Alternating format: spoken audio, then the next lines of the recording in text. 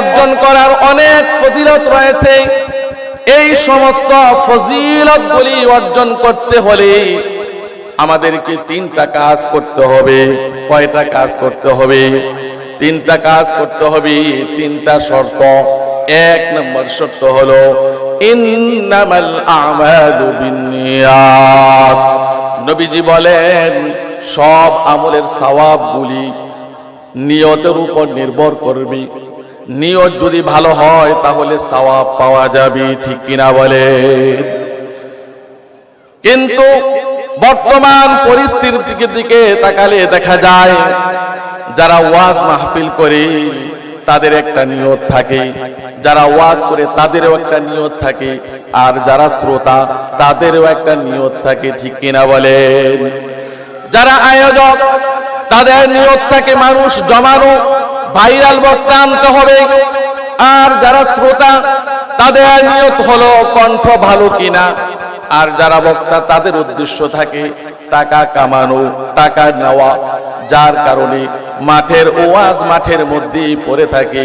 এই ওয়াজ দিয়া কানের ফায়দা হয় কিন্তু আন্তরিকভাবে ফায়দা হয় না, ঠিক কিনা বলে?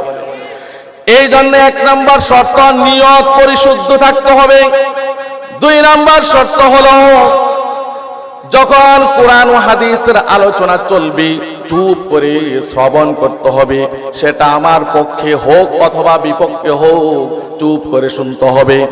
وَإِذَا قُرِئَ الْقُرْآنُ فَاسْتَمِعُوا لَهُ وَأَنصِتُوا لَعَلَّكُمْ তুরহামুন। যখন কোরআনের আলোচনা হয়, কোরআন তেলাওয়াত করা হয়, তখন তোমরা চুপ করে মনোযোগ দিয়ে শ্রবণ করো, তাহলে আসমান থেকে তোমাদের উপর রহমত বরকত বর্ষিত হবে। সুবহানাল্লাহ। তিন নাম্বার শর্ত হলো ইত্তাবিউ মান লা ইয়াসআলুকুম আজরান ওয়া হুম মুহতাদুন।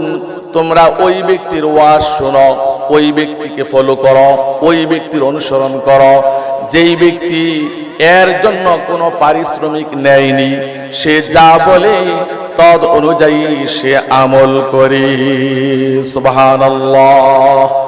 এই জন্য আমি ধরে নেব আজকে যারা এখানে আয়োজন করেছেন আর যারা শোনার জন্য এসেছেন আর এখানে যারা আলোচনা করবেন, তিন দলের নিয়ত থাকবে লিওয়াজহিল্লাহ, আল্লাহর সন্তুষ্টি। কার সন্তুষ্টি? তাহলেই এই কোরআন ও হাদিস থেকে সওয়াব অর্জন করা যাবে, না হয় বিন্দু পরিমাণ সওয়াব হবে না। এই ওয়াজ দিয়ে কানের ফায়দা হবে কিন্তু অন্তরের ফায়দা হবে না।